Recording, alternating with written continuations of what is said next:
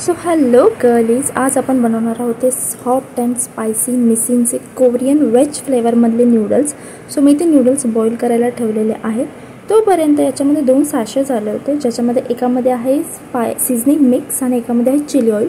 So हे सगळं मी बाउलमध्ये काढून घेणार आहे. आणि याचं स्पायसीनेस आहे ना, बेसिकली चिली ऑइल जेवढं आपण टाकतो त्यावर डिपेंड आहे. तर ॲक्च्युली खूप स्पायसी होणार आहे, बट ठीक आहे, आपण स्पायसी खाऊ शकतो. सो मी बाउलमध्ये सीझनिंग मिक्स काढलेला आहे, म्हणजे नॉर्मल एक मसाला पावडर असते.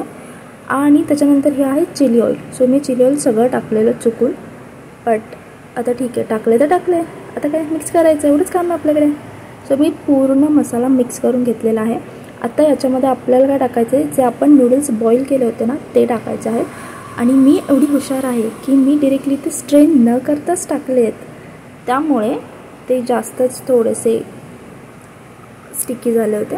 बट दॅट्स ओके, आपण ते मिक्स केल्यानंतर ते मसाल्याला छान कोटिंग होते. सो मी असं फटाफट मिक्स करून घेते. आणि आपली नूडल्स आहेत ना, थोडेसे असे दिसतात स्पायसी रेड आणि हॉट एकदम. सो मी पुन्हा एकदा थोडंसं मिक्स करून घेते, कारण की खूप गरम होते नूडल्स. सो आत्ता एक फर्स्ट बाईट आणि तुम्ही माझी वाफ बघू शकता. तो खूप टेम्पटिंग होते, खूप छान अशी टेस्ट होती. मला जनरली गरम फूड जास्त आवडत नाही, त्यामुळे मी थोडंसं एक छोटंसं बाईट घेतलं आणि खूप छान टेस्ट होती. आणि हा माझा इन्स्टंट रिग्रेट की खूपच जास्त स्पायसी होतं. फर्स्ट बाईटनंतर ही माझी हालत आहे, आणि पुढे याच्यानंतर जी हालत होणार आहे माझी तीसुद्धा तुम्ही व्हिडिओमध्ये बघणारच आहात. टेस्टला खूप चांगले आहेत, एकदम स्पायसी आहेत. आणि यानंतर माझी लागलेली वाट.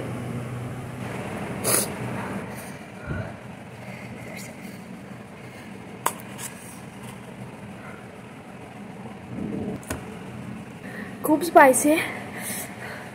जसं मला स्पायसी खूप आवडत असेल तर प्लीज ट्राय करा. माझा स्पायसी टॉलरन्स खूप कमी झाला आहे रिसेंटली, बट इट्स गुड. आणि मी आता हे पिते चॉकलेट मिल्कशेक.